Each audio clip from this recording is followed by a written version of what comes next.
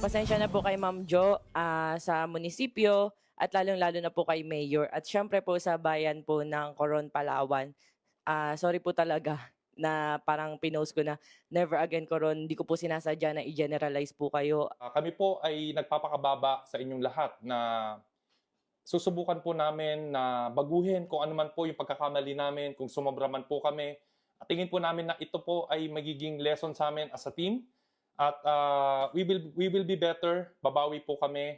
Nag-public apology na sina Rosmar at Rendon Labador matapos masangkot sa insidente ng panunugod sa isang staff ng Coron LGU. Nagalit kasi ang dalawang content creators matapos magbintangang hindi sincere at pang-content lang ang kanilang pagtulong sa mga taga-Coron. Isinusulong ngayon ang sangguniang bayan na ideklarang persona non grata ang dalawa dahil dyan.